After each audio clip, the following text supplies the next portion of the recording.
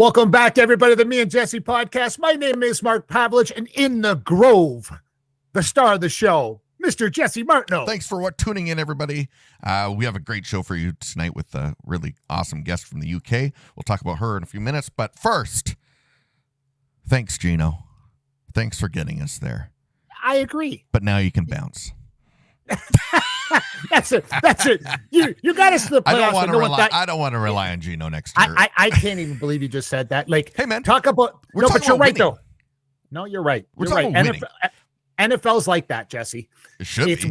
What have you done for me lately, and what haven't you done for me lately? Right. And basically, you're right, Gino. This will be an epic season for you. It will go down in history. You basically shot your middle finger to Russell Wilson. Right. You did it all. So, hasta luego, muchacho. Yeah. And you know what? Hey, he might have to play next year if they draft a QB. The Seahawks have 3 first-round picks, including the number 5th pick overall. So, you get a QB. Okay, fine, you roll with Gino one more year, but then you got to get out of that and start to go because you do. DK is not getting younger. All those Lockett's not getting younger by any stretch, and you're going to have a bunch of picks. So you can't rely on Gino to quarterback a team where you're going to have 3 2023 first round picks on it. So I love Gino. Thank you so much. It was a crazy ride, but hey, we got to get serious now. Jesse's giving you your walking papers. Did you see how you just did that? You just gave him a shun. You were giving him like, okay, Gino, hasta luego. We're in the business of winning. Now, my question to you today is, who are you cheering for tonight? Dallas Cowboys or Tom Brady? Tom Brady. Okay. And I can't. That was easier than it. Well, no one hates it. You have to pick one. That's the only problem. Like most people would say neither, but you can't. You have to pick one. It's low-hanging fruit. It's low-hanging fruit, and it's easy because I hate the Cowboys so much that I think it'd look awesome if Tom Brady actually beat them tonight on Monday Night Football. And I think this is one of the first times ever Monday Night Football has been a playoff game. If you could check history in the NFL. Never, I don't think it's happened too many times before that we've had a Monday night playoff game. But yeah, it is interesting one. I like it. I really hope the Bucs win because I would love to see Cowboy Nation just crying tonight because many of them think this is the year. They think it's the year, just like Buffalo thinks it's the year. And I watched them yesterday struggle with a third-string quarterback. It's true. And I'm like, I don't know if Buffalo. And listen, I did not want Buffalo to win the game, and because I hate when they crown them right at the beginning of the season, like, oh, they're going to win the Super Bowl. I'm like, how can you do that in the NFL with the amount of injuries that go on? Sure, but again, I think that's part of the sport where you pick a team. Again, a lot of people did crown them because it looked great, but a lot of people said that about the Broncos too, and that didn't work out. That did not pan out. So, absolutely. You got to play the season. At the start of the year, I would say they were. I still think they're, the top 3 to do it. Although I'm waiting for the Chiefs because I think the Chiefs are, by the looks of the wild card weekend that we just had, they could really do some damage here, some serious damage. And, but that being said, sometimes when these wild card teams play and they get all, they didn't make it through with a ton of injuries or anything. It almost happened yesterday with Buffalo. Yeah, and then you can go in. Now, again, and then last night too with by the way, the Chargers. I mean, that sucked. That was, oh my gosh, I can't believe that happened. But hey, this is why we played the game. But that game I thought was a 50-50 shot. But last night, that kid's a gamer, though. That kid's a baller. Lawrence? That kid's Lawrence. I checked his college record yesterday. Oh, yeah. Well, that's why he went so high. 38-2. His college record was 38-2. So, and I don't think he played those 2 games because I don't think he's ever lost. I don't think he had ever lost a game until he came to the NFL. And in high school, he didn't lose either. Yeah. So you're looking at a guy that basically doesn't lose. But I was thinking about this. How many players are used to winning all the time when they come into the NFL? Because those guys that get drafted are always on those top tier teams, or most of the time. Yes. And so they're used to winning. They're used to being the best guy. And then they come to the NFL. Lawrence is special. Yeah, Lawrence is special, though. It's a little different because he was so, we're talking even in high school. This guy didn't lose in high school. So he went from high school to college, didn't lose, and now he goes to the worst team in the NFL. didn't play overly great last year, but you know what's funny? People were shitting on him, and I said, listen, this kid's a winner. Doesn't matter. You know that expression, life. I know it's cheesy, but the cream always rises to the top. This kid is that definition, and he's showing it now. He showed it yesterday. He showed it against the Raiders. When he played the Raiders, they were down by 21 points, which he said that was their turning point in the season. When they came back and won that game, they started to believe that they could come back at any time. So they did that yesterday. They did it against the Raiders, and I'm telling you, like, they're a dark horse. Yeah, I think, I mean, I can't see them getting past the next round, but you know, again, you don't know, but it's been an interesting season, to say the least. Like, you know, when we started talking about the season, we said 11 wins guaranteed. You're going to need 11 wins to even get a wild card. 9 and 8 teams were making it in this year, which shows how volatile the season was. Like, it was all over the map. And the divisions. The divisions were all over the map. Like, it was like people winning that shouldn't have been, people losing that shouldn't have been. Like, it was a mess. And so now we're here to pick up the pieces. But I think this really builds a case for KC this time around. I do too. I hate to say it, but I agree. You know, having like the week off, like rolling in, knowing what you're getting into, like, man, oh man, they could just come out and just start firing, and I wouldn't be surprised. I thought the Ravens, I mean, oh my gosh, they played like Lamar Jackson isn't a Raven next year. Can we say that? Lamar Jackson isn't coming back. He didn't come to the game. Like, and he was hurt. Yeah. He had like a hurt, what is it? He said a knee or ankle or whatever it is. Yeah, he would be at the game. He'd be at the game. Come on. Like, really? Yeah. Something bad is going on, and he's not. I don't think he's going to be there. He's going to be a Raider. He's going to be a Raider, man. Well, maybe. That's my guy. I could see Rodgers being a Raider, but Rodgers, you know what's funny, though? Rodgers is money in the bank. Rodgers is the guy that he can learn the playbook quick. He can figure this out quick. and don't forget, then you have Devontae Adams, his old buddy. Yeah, that's what I mean. Like, I think you do. Yeah. I think the smart play is you try to do it in the next 2 years. You try to go to the show in the next 2 years, because the Raiders, you know, they got good pieces in a lot of areas right now, but again, they're not getting younger. So you got to get someone in there that knows. You can't really wait for a new franchise quarterback to develop. You kind of want a guy that's been there, that knows what he's doing, and has a good rapport with, you know, your team. And I think Rodgers could fit that bill. I think that it's safe for him to do it because it's inside. It's going to be warm. He's not going to have to worry about playing in the Green Bay, like whatever that is. And man, it makes sense to me. But Lamar, though, I mean, if you can get Lamar, that's another story. But there's going to be a lot of teams out there from Lamar. That's a step up. You know, again, I don't know, but the Seahawks name has been thrown around with it. But again, like, you don't know what. The Rams could be in there. Hey, man, the Niners could be in there. Yes, okay, they've been riding. I could see Lamar going to the San Fran. I can. Yeah. And you know, okay, Mr. Irrelevant has been awesome. And he has been. He played amazing. And he has been the last 6 games. It's been crazy. Like, actually crazy. How do you explain that? I want to see it be sustained, though, throughout a season. Well, I mean, yeah, I agree. But, you know, 6 games in a row. I thought yesterday he might be due for a bad one, but, you know, they kept her going. And you know, Shannon, like, they know how to coach that team. They're utilizing their weapons properly. They're exploiting the holes.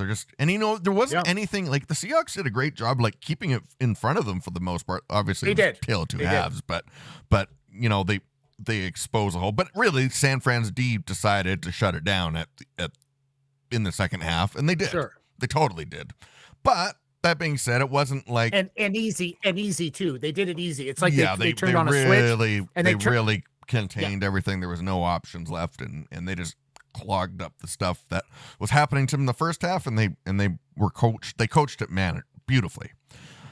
But you know, tonight, Cowboys Broncos. Oh my gosh, or Cowboys Buccaneers. Sorry, and yeah, I don't know. I'm going to say that the Cowboys win. I don't want them to win, but I think they do win tonight, just because they have been churning out in their offense when it gets heated up. They looked terrible last week, though. Sure. But they looked terrible last week. Absolutely. But there's been those flashes of it that you've seen this year that we were like, whoa, Oh my gosh. And if that's the team that shows up tonight, okay. Yeah, Bucks are in trouble. But if it's the team that shows up last week, but then on the inverse, the Bucks haven't been really anything right home. They're lucky they're there too. So, that's the other thing. Now, I heard Brady, a lot of rumors about Brady, that I've heard him tied to the Raiders. I've heard him tied somewhere on the West Coast. You can't build on that. I've even heard the Niners in that conversation with Brady. I'm okay with that. But again, I don't know. Do you take another run around the guy, or is he done? Like, is he over? I think he's done. That's the thing that I'm, in all honesty, questioning if you should take a shot on a guy like that. I don't know. I don't think you do, to be honest. I don't either. Well, again, we're going to find out tonight. I mean, that's a big one. It's going to be a crazy game.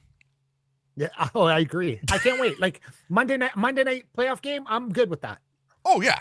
Great time. Let's do it. And of course they're smart because Monday night is, Cowboys. Everybody's going to watch. It's going to be one of the most watched. Oh, guaranteed. Like playoff games in a while, I would say. You put those two teams together and look out because something's going to happen. This one, I think, man, I can't see it being close. Me neither. I can't see it being a close one. I think it it's could get either out of hand. Yeah, I think it could be run either way, and it depends what teams show up. But if I have to put money down, I pick the Cowboys. My heart, as little of it as I really care about going to Brady, is actually on there. Exactly. Well, we'll be right back, everybody. We're joined by our guest, Emily Frazer. We'll be right back on the Me and Jesse podcast. Get ready. It's time for the Me and Jesse podcast with Mark Pavlich and Jesse Martineau.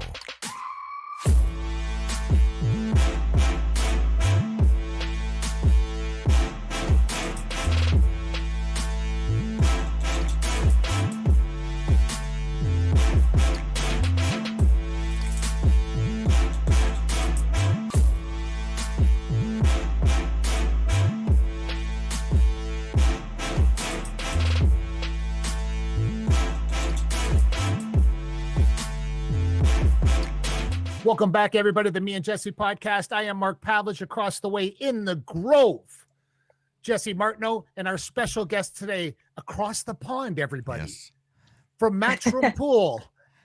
Good evening. Emily Frazer, everybody. Good evening. I'm very jealous of both of your setups. They look very professional. Mine's, living room. I don't have like a pool kind of setup behind me. I feel like I should have a pool table in the background or something. Actually, that's not a bad idea. That will change, Emily, in the future, because listen, you know what's funny? We've done many shows and people watch our show from all over the world. We have guests on from every sport you can imagine. And then this week was different because I saw you on 60 Minutes.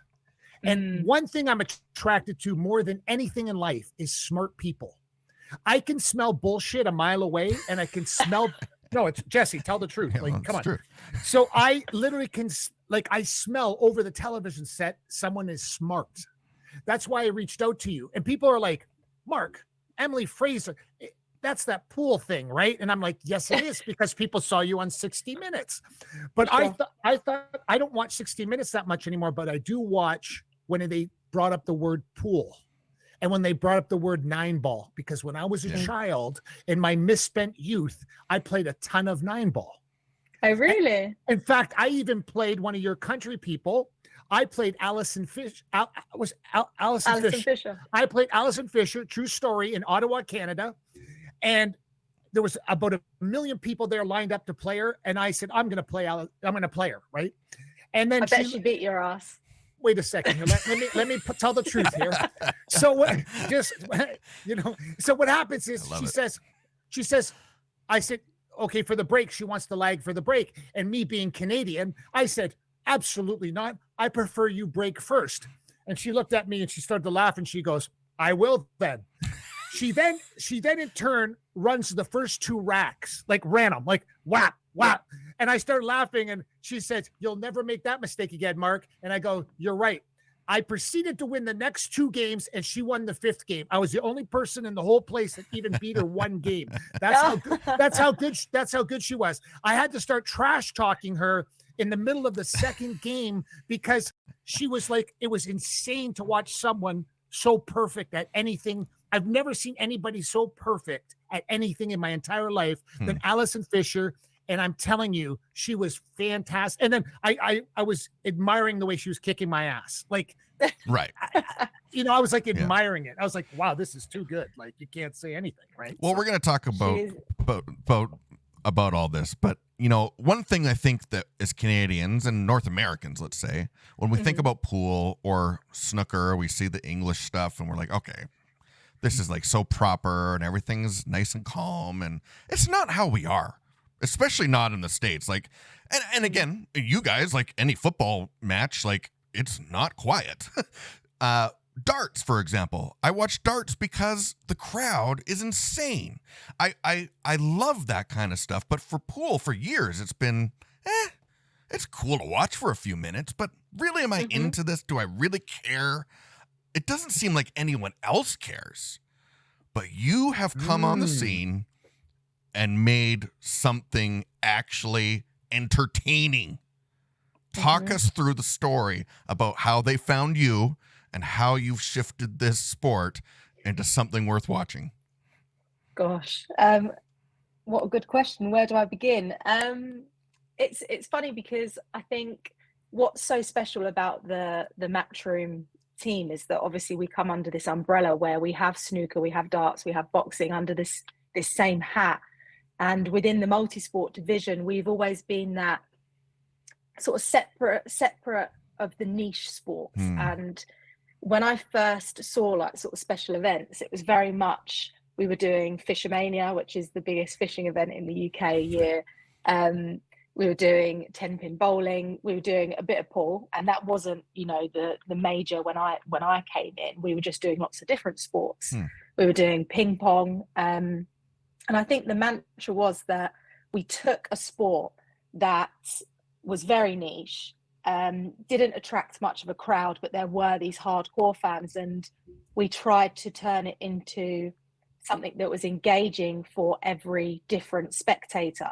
So, for instance, we did the Superstars of Gymnastics, which we all are very, mesmerized by gymnastics every time it shows on the Olympics, but that's the only time that we see the gymnastics. Right, it's true. We brought Simone Biles over to the O2, sold out the O2, and we had this day of fun. Basically, these, it was retired gymnasts. There was a gymnast called Oksana who still competed in the last Olympics, and she's like, I think she's 50 now. Oh, yes. And she's incredible lady. And she came and competed as well. And there was, Olympic medalists and, newcomers, and they were all doing their own thing. And it was like a Strictly Come Dancing kind of judges panel where Simone sat with Max Whitlock, and they basically scored from 1 to 10 on these routines. And there was this brilliant moment where Simone Biles gave one of the athletes like a 7, and it was definitely should have been a 10, and the whole arena just booed her.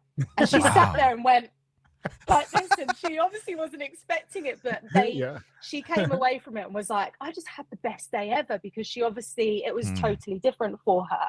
So to go back to the question really is that we do take these sports and we turn it into something that is engaging, that the spectators that left that O2 arena for the gymnastics, they were mums, dads, children, my age, all ranges, everyone, that all enjoyed the show.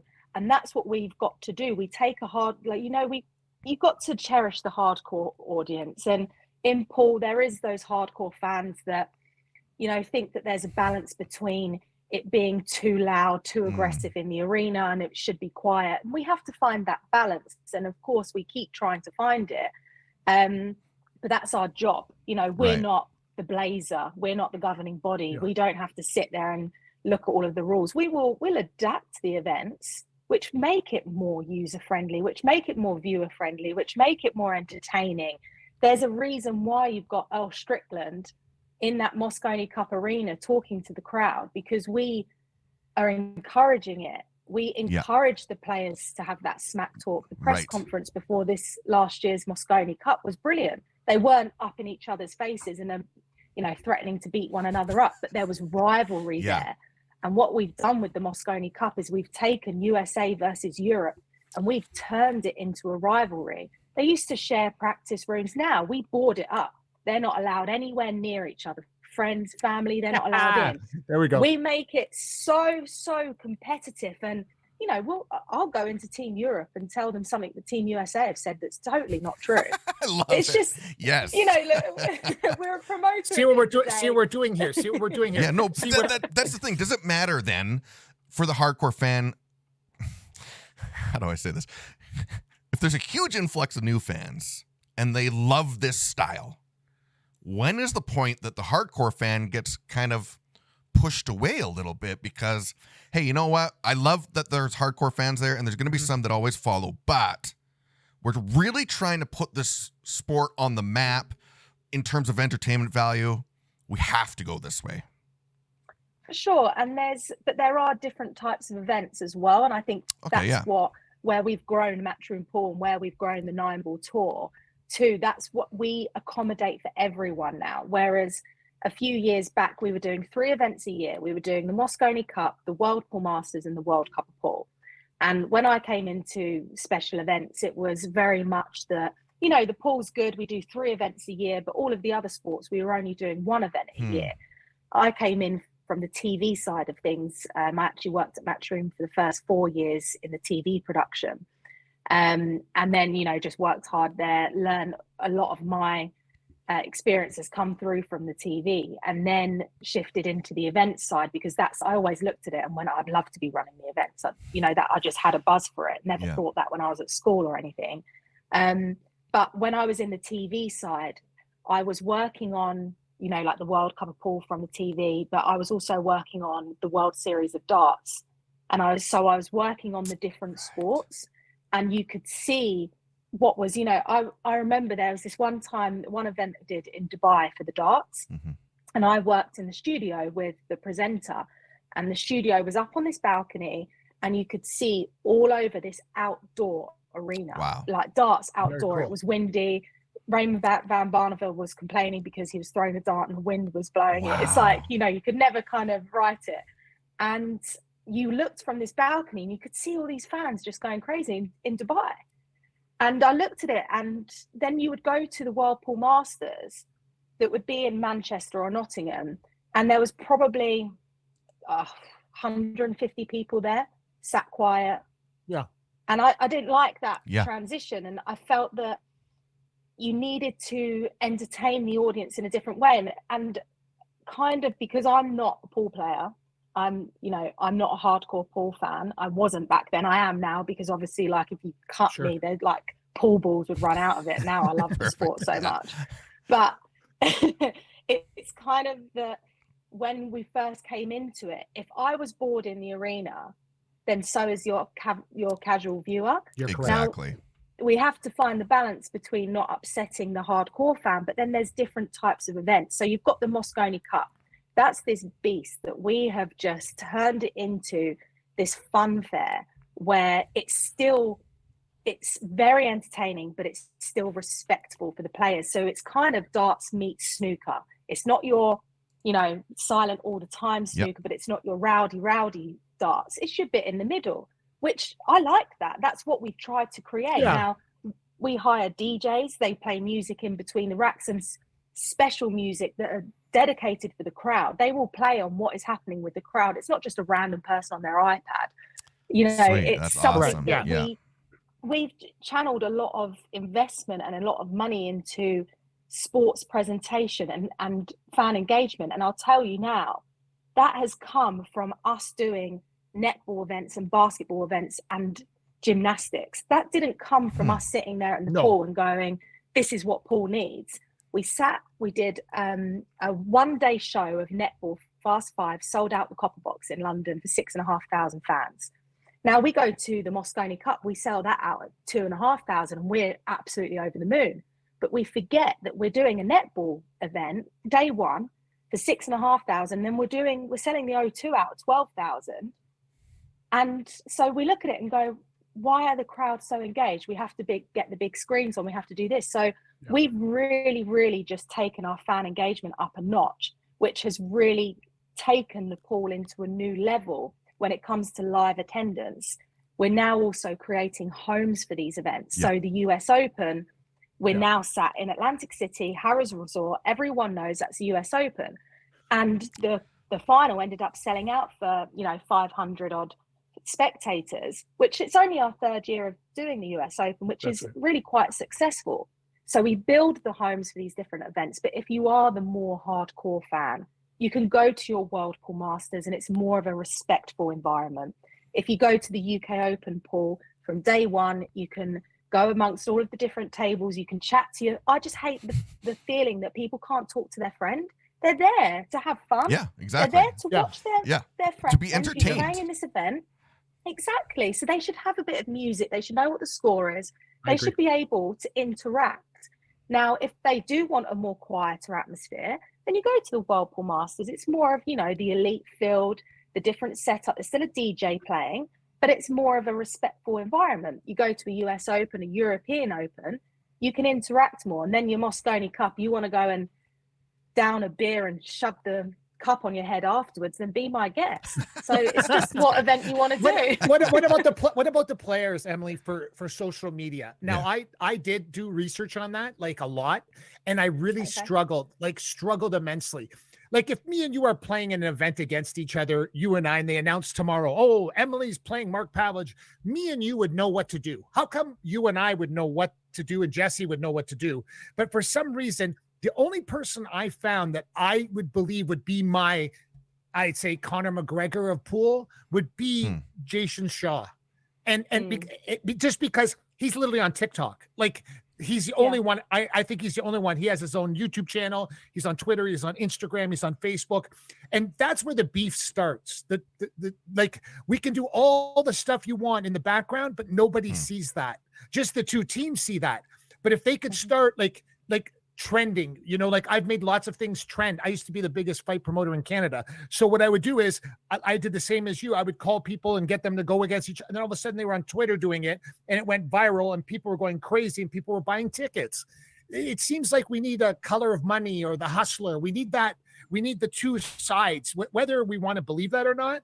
But it's funny because when they start doing that, we start showing interest. Like when I did research on Jason Shaw, I found out he trains in MMA. He does this. He does that. Now I'm interested in him. I'm going to follow what he does. For sure. But it's time where there has to be that online, so the rest of the world sees it and goes, "Oh, I'm going to go watch that now." And that's not the only thing I did see with all the great escalation that you're doing. I guess you can't force them to do it, but what can you do to educate them? I think educate is the perfect word there. And there was this moment where I think I said it on like a rant, it was a few years back, where I was upset that none of the players were even on Twitter. And it frustrated me because we're putting in all of this effort. Of course. And you can see from snooker, like the viewing figures that came through last night from the Masters final, Judd Trump winning. I mean, Judd Trump won. His winner's interview, he's like, oh, I'm actually upset that I've got a tournament on Tuesday because I just want to go out and get smashed. I mean, obviously I know Judd and, he's a friend of mine. So I've always said to him, say quirky stuff like that because it's interesting. Yeah. Yep. But I think the thing is with the pool players is that, snooker's very different. It's got that status in the UK, whereas we haven't quite hit that. And it's our responsibility, and I say it's our responsibility to the players to educate them into being a lot more engaged on their social media. I mean, Shane Van Boning didn't even know what Instagram was. We signed him up a year ago, and now he posts his, ice fishing on there. But they're just so used to pool being this certain way, which was, they get up, they practice, they go to the pool hall and they play in this tournament. Sometimes it could be a little bit, there might not be a referee there. It's not very professional. They're coming from this background.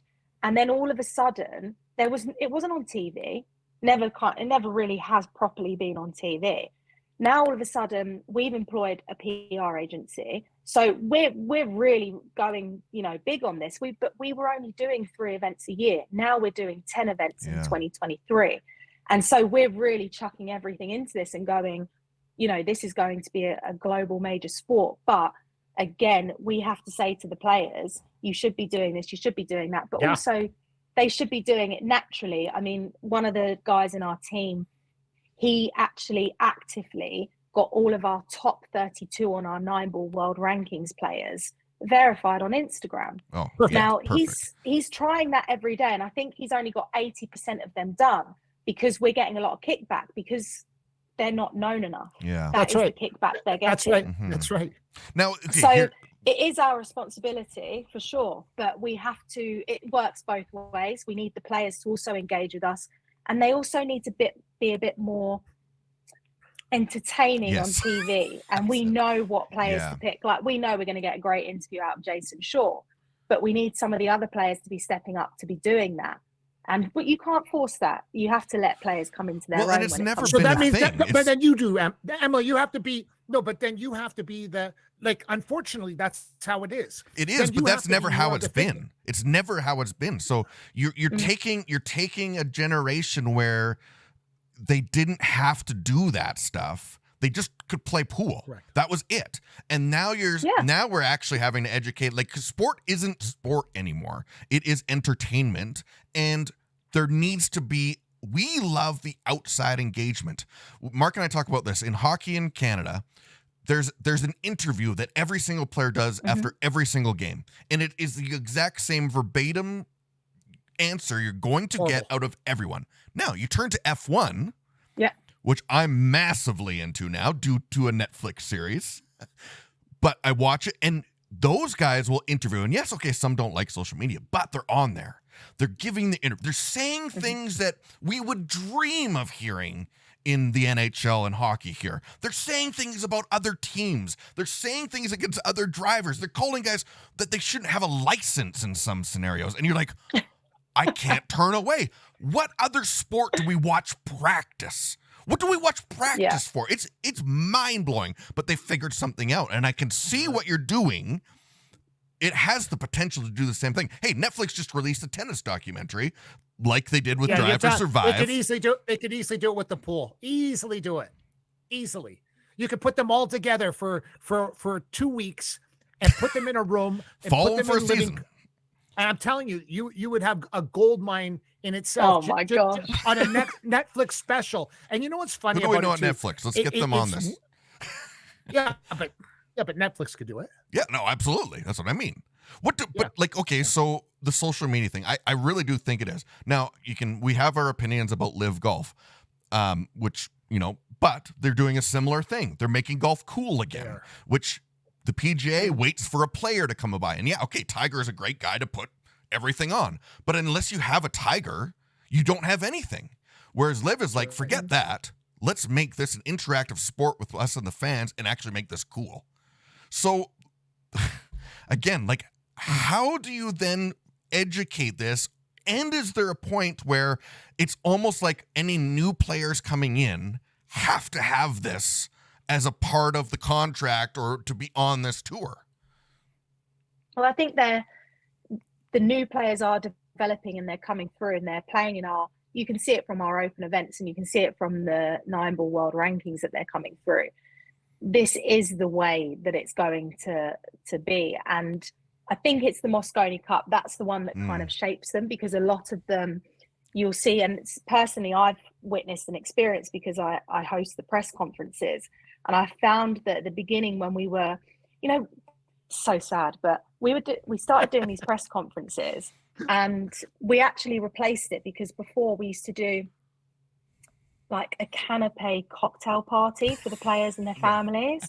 And that's like proper old school, right? Yeah. And you look at it and you're like, I can see how much rivalry is happening between the two camps right now. So why aren't we doing something a bit more, beneficial, do it and hosting a press conference? And even when we did that, like the first year, you would ask questions to some of these players, but they're not used to being in that environment. Oh, I'm sure.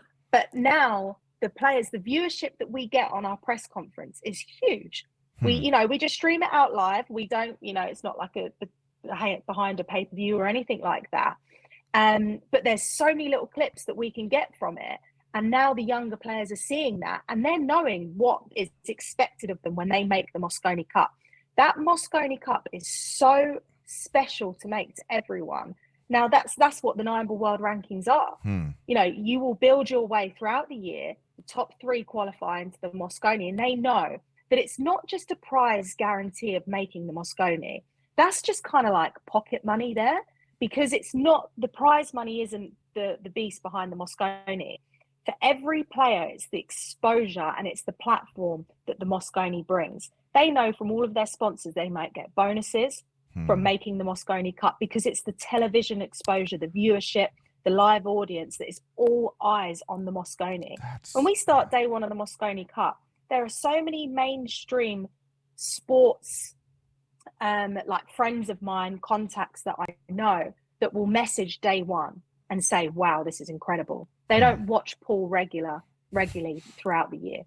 They don't do that, but they will tune in for the Mosconi. So what we're now creating is we've ticked this, we've got the Mosconi, and it's an incredible, you know, event. And all we're going to do is keep increasing the live attendance each year, and it's just going to become an even bigger spectacle. So now we're creating this tour. And I said to you, about 4 years ago, we were only doing 3 events a year. We're now doing 10 a year. And we have on top of that about 30 other events, which are ranking events, which are they're sanctioned by us, they're part of our tour, but not organized by us. So all of a sudden there's pool on all the time. And the way that the snooker and the darts is on, and I reference to them because obviously they're within the Matchroom umbrella, is that the players go from one tournament to the other. You know, Judge just finished the Masters, and now playing in another tournament when it comes to Tuesday. They finished the World Darts Championship, and they basically had a week off and went straight to Bahrain for the darts straight after. Now, I envision that is what will happen for the pool. That's what I want to happen for the pool. We go from one tournament to the next. There'll be no room for any other pool. The money matches and things like that. That's why I don't frown upon the money matches, because I'm going to let that happen for now, because they have to. We will. Of course, we're going to create a platform where the players will have event to travel to from A, B, and C, and that's the tour we're going to set up. But again, we're starting this from kind of scratch. We're starting this from 3 events, so it's just slowly but surely we will get there. But as we're coming along, these younger players, like we're doing Junior Open events at our shows now. We did our first Junior Open event in Atlantic City alongside the US Open, and all of a sudden, you know, we're putting the winner out for a winner's interview. They're not used to doing that. Right. Yeah, they play junior events in the US, but they're not used to the TV cameras on them. They're not used to the presenter being in their face, you know. But we're educating that, and that's how they will learn. If the more events we put on, the more that we keep doing that, and we educate them before they go out for their interview. You know, our door's always kind of open. We've always been like that, like me personally, the other members in my team. If the players are unsure about something or they're unhappy, they know they can come and ask us, because again, we're not here to penalize the players. Right. We're here to create a career for them. Yes. So they can all put all of their other things aside. They don't need to make money there. They can turn down sponsors left, right, center. They can bargain them against one another, because we will create a career for them throughout the entire And what's season. the timeline on that, Emily? What's the timeline? I want the timeline. Well, I want the timeline, because I did check the prize money, right? I did check the prize money. And what I thought too, and you're not in Canada yet either, which is crazy, because Canada is like pool mania is in Canada. I want to be, but it's so difficult for us because we're here in the UK. Not anymore, Emily. Not anymore, Emily. Okay. Maybe I'm going to get attracted to this, and Jesse will talk to me after it's over. But I just see that. What's the biggest prize purse? The biggest prize purse is our world. Okay. Our world championship pays out 60,000 to the winner, so it's 60,000 total. Okay. 65 pounds or American dollars? American dollars. Okay, Jesse, did you see what she just said? Yeah. I got it.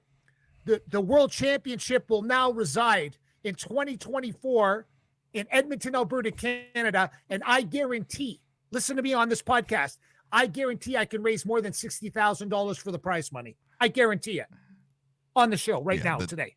We're talking 6 figures easy. Easy. I'm not a bragger. I'd much rather do a Canadian Open and we do one of our open events in Canada because we haven't been approached.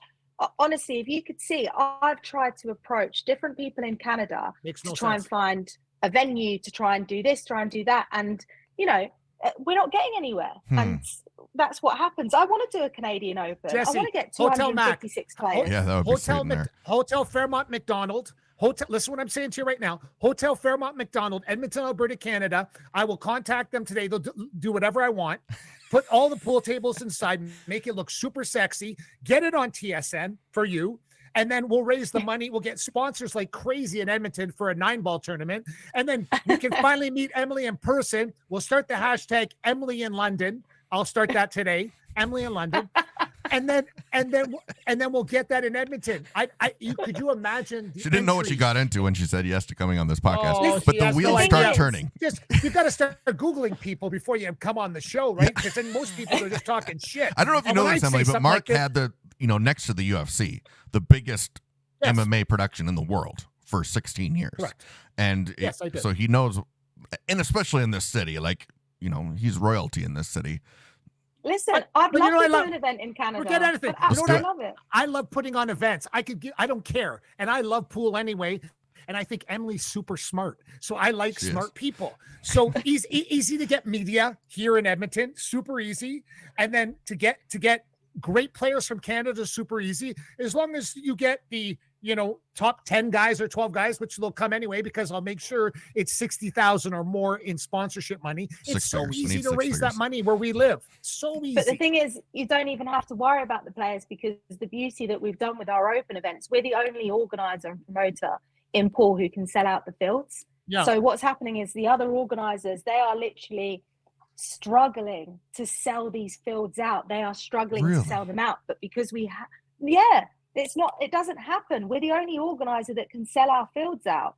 And the only other organizers who can do it is when they're linked to us as a ranking event. So I want to do an event in Canada, but it's just the people obviously I've spoken to before can't get it off the ground. 2024, everybody. No, I want it in 4 months. How about that? Yeah. Well, that's different. Yeah. That's different. Okay, so 60 Minutes, how does that come about? Because getting on 60 Minutes isn't little. That's a big deal. No. I think it's just from obviously because we're British. And by the way, I do feel like I'm kind of American at heart because of pool, because of just the history behind it. And I know that we have such a huge audience in the US. So I do feel like it's kind of like my second home. But obviously when we were approached about it, one of the exec producer for the show, Natalie, she got in contact with me and was like, basically, we're doing, this feature on pool. And I'm like, great. This is, we're starting off on launching a tour. We're just basically launched this tour. And all the players keep saying Matchroom and keep saying Emily. And I'm like, oh, lovely. That's great. And it kind of obviously came from there. And I think because we're British, first of all, I kind of underestimated it. And when they turned up, with their cameras obviously being in production, I was like, oh shit, this is pretty big, this is big stuff. They turned up with this and that. And then they came to our US Open event and, they were such a professional team. And I watched the first bit of it when I was at the airport flying home from Vegas after the Moscone Cup. And after the Moscone, you come on like this, come down because you don't really sleep. You're running off of an adrenaline for this event. And I watched it and I was just absolutely mesmerized just on the production quality and how they pieced it all together. 60 minutes of pool, I would get, you could get quite bored on that. And I'd never really watched 60 minutes before this approach just because I'd never really, I'd heard of it and I, researched it when they got in touch and it's really quite, it's a big deal. It's a big deal. It's just a big deal. It's a big deal. It's a really big deal. But you got who you have where you live. I bet you could throw a rock out your window and hit him. One of the greatest boxing promoters in the world that has transformed boxing 360 degrees, Eddie Hearn. And tell me him, and he does stuff with Matchroom. How are you not like shaking his head and rattling his brain for information because he has changed boxing and actually brought some kind of like, how can I say the word like class to the game of boxing? Because Eddie Hearn has done that. And you're the female version of Eddie Hearn doing it for pool and doing it for pool. And I said it, Eddie, don't even start with me. But what I'm saying is that you've done that with pool. And you know what's going to happen now? You can fight it all you want. You're going to be the head of this. You're going to be the figure of 9-ball pool. And whether you want to or not, if the players are going to get mad going, why is Emily getting all the attention? Because you're working for it. Because you're hustling for it, because you have no choice to do it. If these guys want to, step their game up, then step your game up. But don't get mad when you're only making $115,000 in show money a year, and you don't want to Instagram, you don't want to Twitter, you don't want to TikTok, and you don't want to start your own YouTube channel doing trick shots or doing whatever you're doing. Ice fishing, I don't care. Exactly, I agree. Or whatever you do for fun. But then you can actually do this to help our brand grow. It's the only way it's going to work. And if they don't do it, you're doing it now. Whatever time you have an interview with us today, you're on 60 Minutes, you're doing these things. If you don't do it, who's going to do it? Yeah, well, it's a very good point. And I think it is. I think at the beginning, obviously, like I said, I didn't really know anything about pool. Correct. And I've grown to love it. It's now like my love. And I keep saying I do feel like we have a responsibility, and I personally have a responsibility for the players to create a tour for them, because also I've seen them traveling to these different events and having to pull out events because they don't have the money for accommodation or to travel there.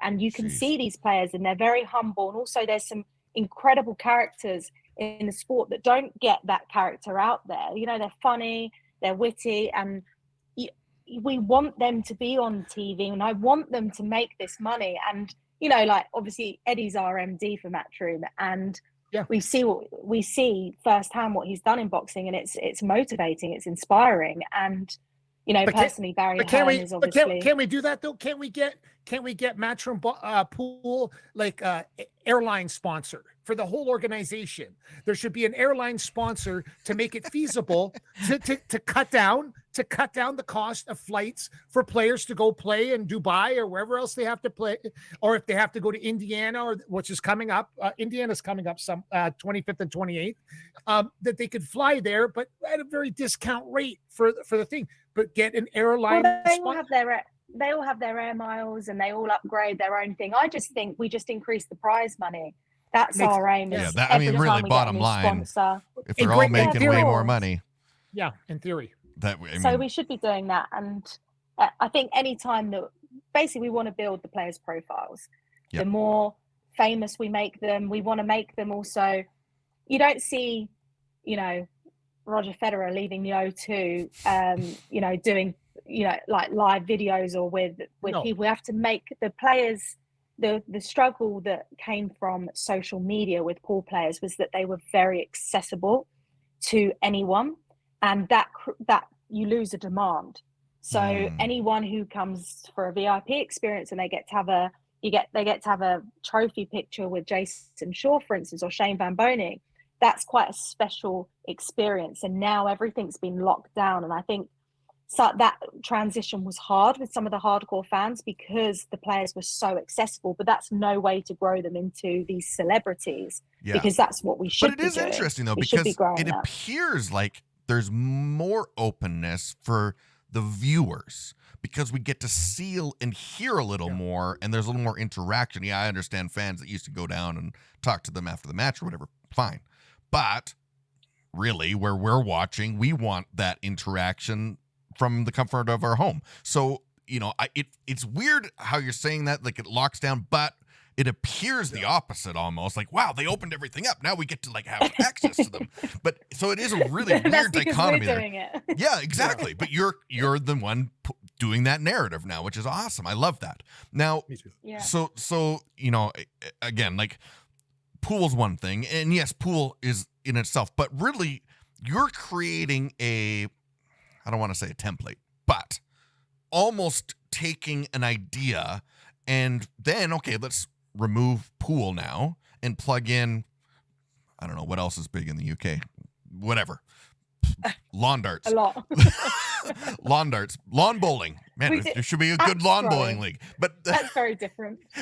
But, you know, like, it's almost like this idea of like, let's create this kind of new generation, the next generation of how fans consume sport, and let's hash this out to figure it out. And yeah, okay, in 20 years, maybe it'll change again. Doesn't matter. Right now, this is new. Right now, this is being built.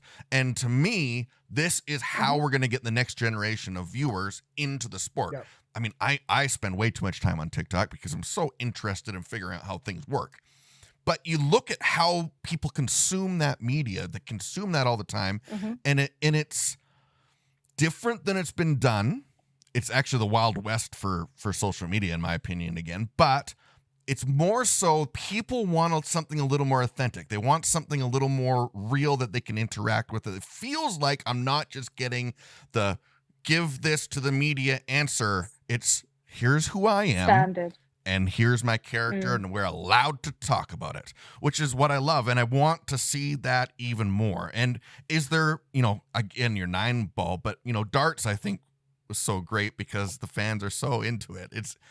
I have to go to the UK and go to a darts match because I haven't been to, and I've watched it on TV. I'm like, I have to be a guy there with a 180 sign, and I want to yell 180, and it's just like there's something so amazing about it.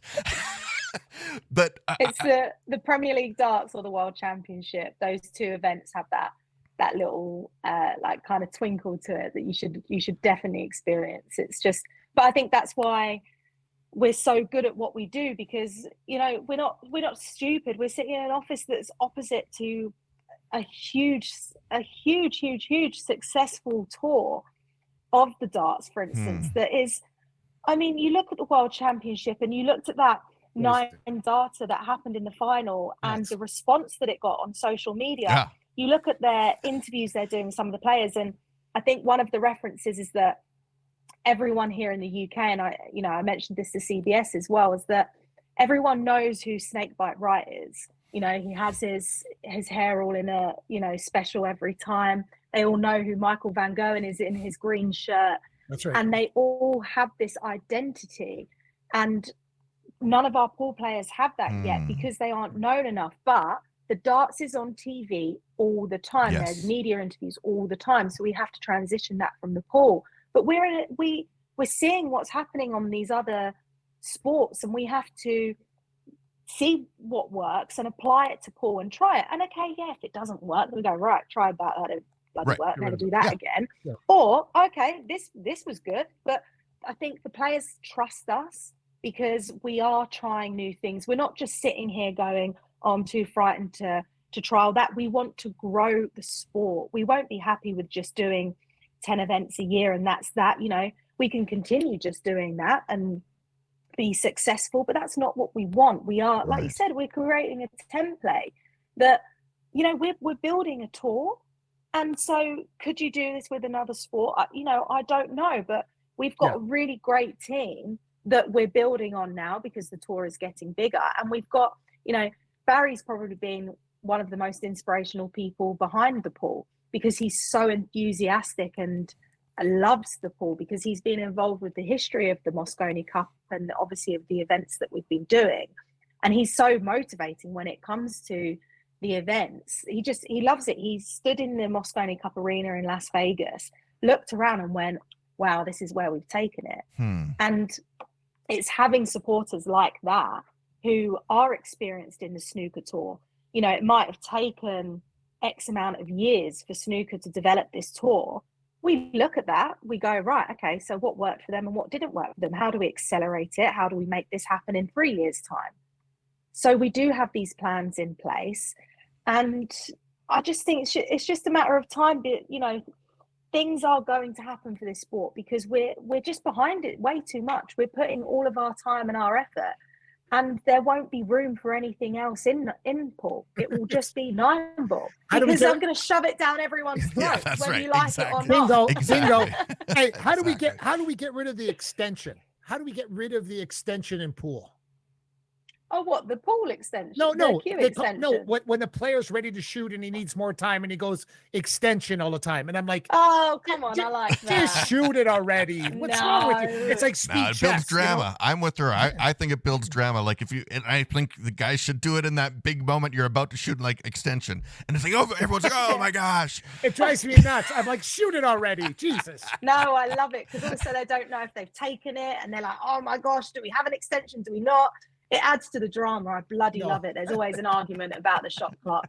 At least one event, always one argument about the shot clock. So it's fabulous. Yeah, the last video that went viral about the, I saw it on TikTok with the darts, the shots, and this is the greatest game ever. It was incredible. Like it was. Like it's a matter of time before this happens in your sport as well. I really do think so.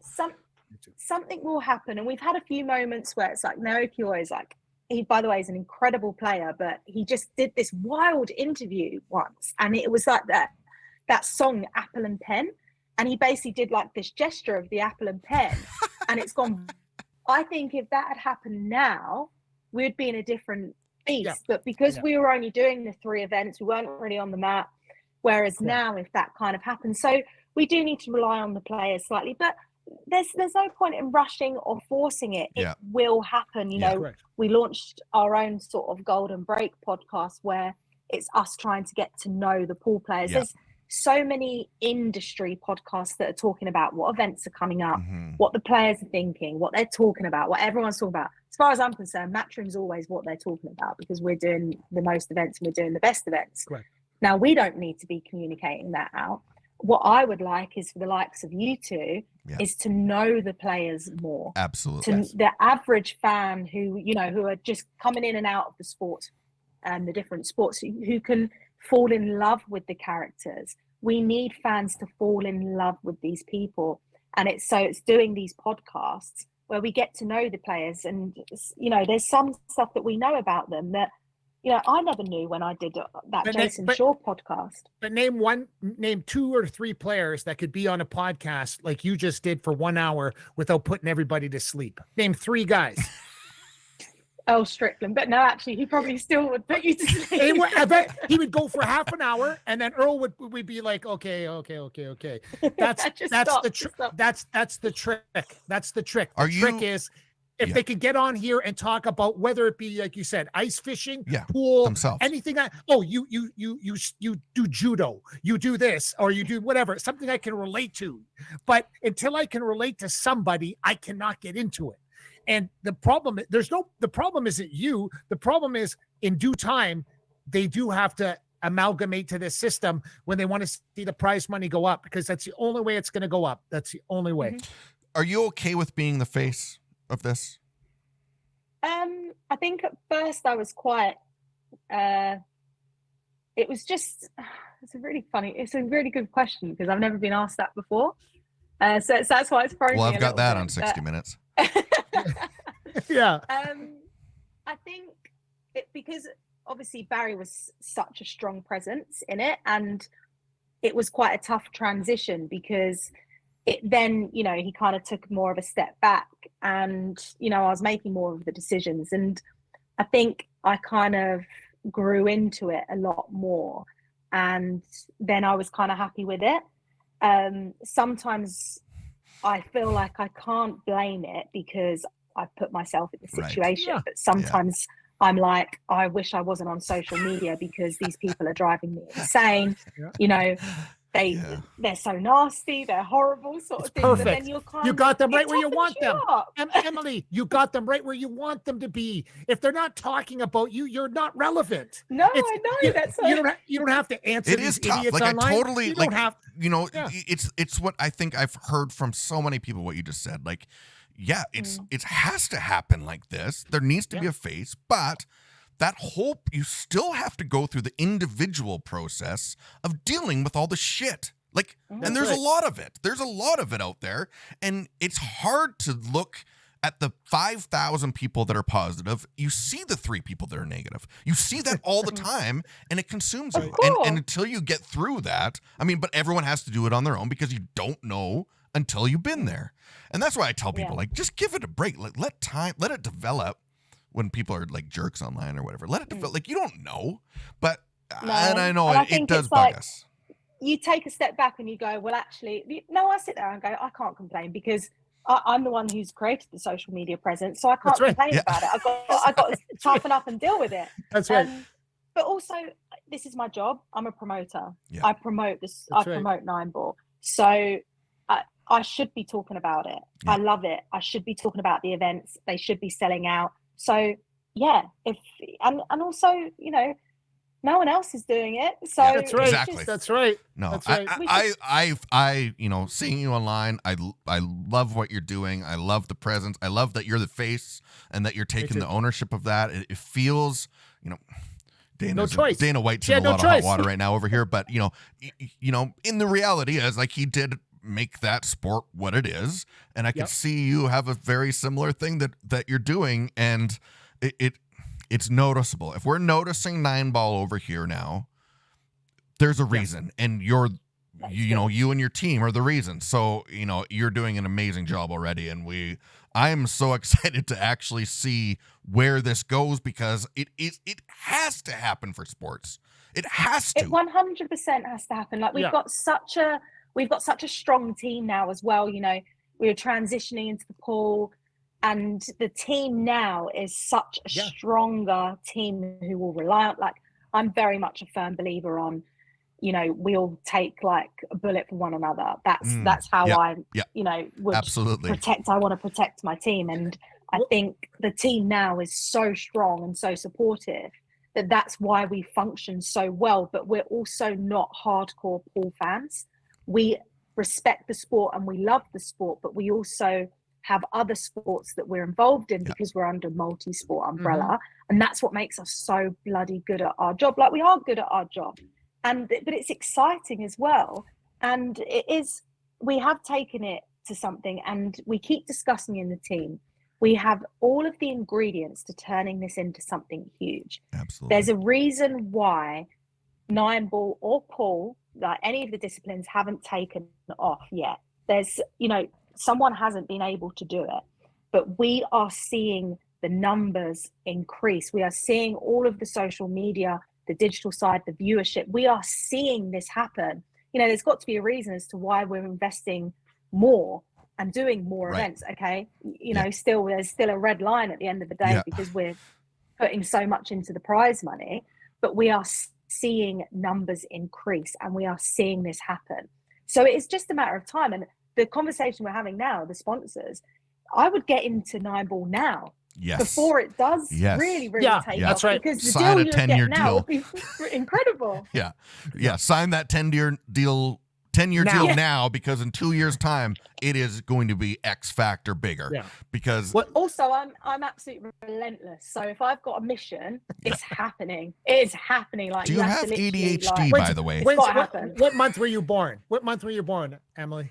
May. So. May. Okay, we'll just check. You know what I noticed when SVB jumped on the pool table after winning? That's what we want to see. We want to see. I love that. We want to see emotion. Is that it? Oh, I don't. I want to see someone break a cue. To be honest, I want to see one snap over a knee. Break a cue, cry, laugh, jump on a pool table. That's all we want to see. I want to see emotion. That's the only thing I can. That's the only thing I can relate to. They turn around, the fist pump, the fans. Like, I mean, we saw it at one of our US Open events, and you know, again, we're learning. Like, we do every event, like our multi-table events. We're only in our second and third year of doing multi-table events. Before, we were only doing one table setup. So our team we weren't used to running a tournament where there are 30 tables in action at one time. We've never done that before. We did that on our ping pong, and that was 8 tables in play and 128 players. Now we're like 2, 5, 6. And so we're learning, you know, but even on our first year, we were kind of like the best at what we were doing in that. And we were still learning. So I kind of think, bloody hell, what we're going to be in 5 years' time when we're like pros at it. But there was a situation that happened, and normally all eyes are on that main TV table. But what I've been doing on our open table events, I've been looking at the back tables because they sometimes go under the radar, and we've actually been filming them a lot more in the past year, which is, part of our bigger productions. It's not just the prize money we're putting money into. We're putting more cameras. We're doing more features. Awesome. That's all part of our, our investment. And one of the players, it was Hill, and it was getting through to the single elimination stage. Something happened, and the player punched the table, and the referee went over and reprimanded him straight away. And I pulled him off and said, "Don't ever do that again," to the referee. Love it. Don't ever do Love that it. again. Love it. Why? Also, this is their career. It is. That's If going I to be just the lost video that- that goes on the internet.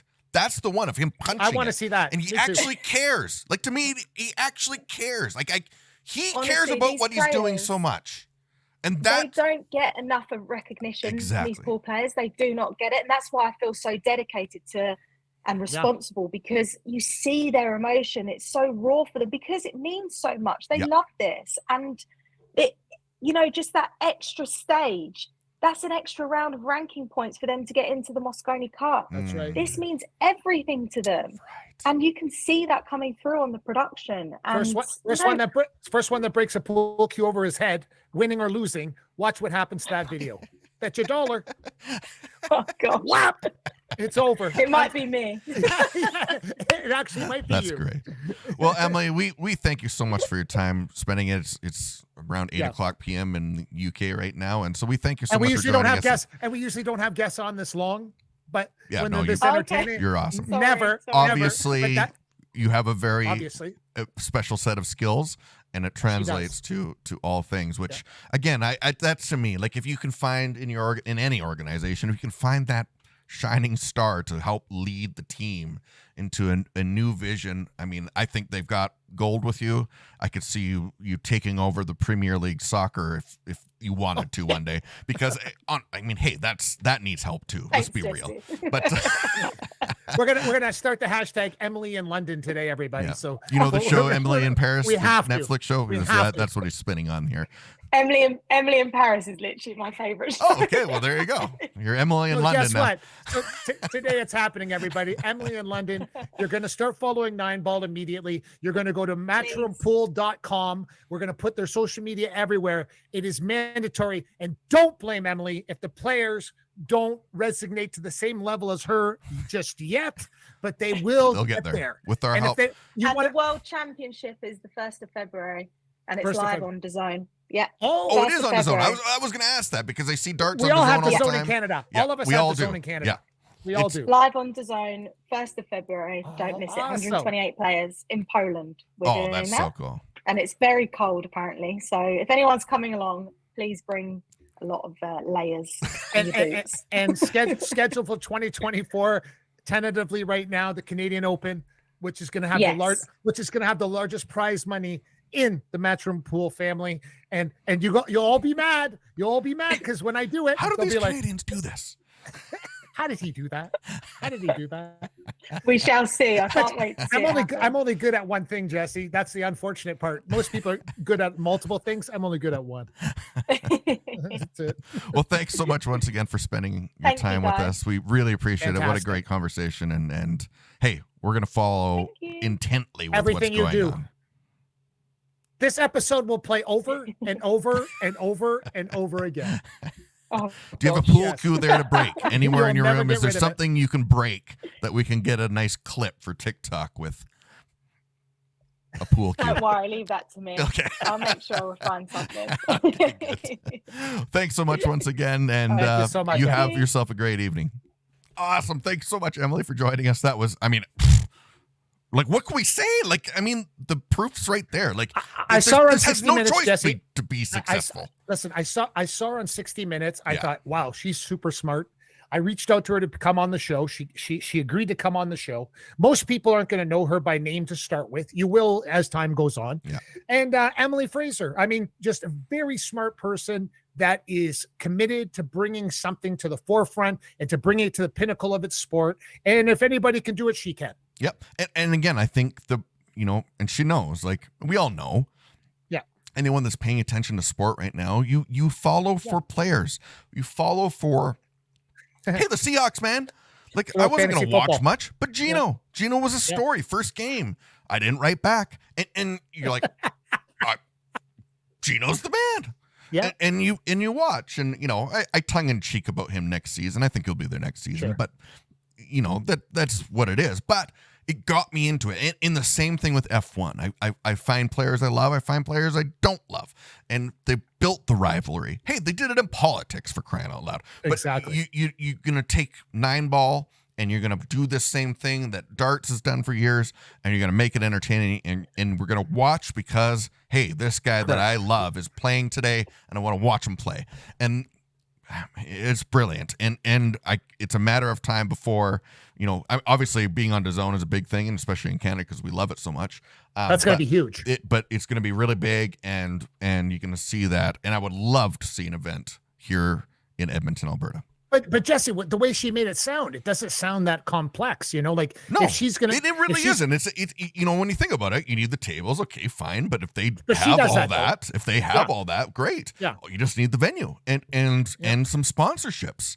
And I think that if one thing, the City of Champions, old quote, but if that we want to see championship sports here, and we don't care. We have bull riding here, and I'll tell you what, that professional bull riding thing is crazy cool, and I loved it. It was mind blowing when I watched it. And you see, why not? We have a basketball team, and we want to see something here in the city that's unique, and especially this time of year because it's cold and we don't like going outside. So let's have things that we're good, and we'll support it. And that's the other thing too, is when you get enough people that can buy in to feeling like they're a part of it, that they can follow players, you're going to get the buy-in, and you're going to get attendance, and you make it cool. It's going to be great. So, I love that, and I'm excited to see what happens.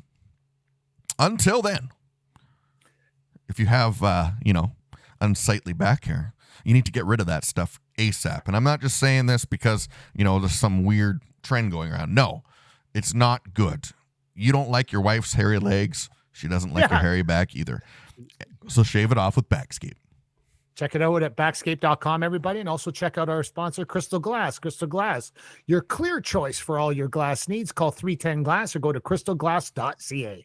I want to see Backscape on a pool table. Oh, how cool would that be? Yeah, there we go. How cool would that be? And don't forget, next week, everybody, our special guest, Kimbo Slice Jr. Yes, the son of the late son of Kimbo Slice. Yeah. Not bad. Good start to the year. Yeah. Well, thanks so much for watching, everybody. And right down there is Mark Pavlich. I'm Jesse Martineau, and this has been the Me and Jesse podcast. Thanks once again, Emily. And we'll see you next time, everybody. Hey, football season's going on. Who do you got tonight? Yeah. The Cowboys or the GOAT? The GOAT. Remains to be seen. We'll see you next time on the Me and Jesse podcast. Thanks for watching the Me and Jesse podcast. Follow us at facebook.com/meandjesse.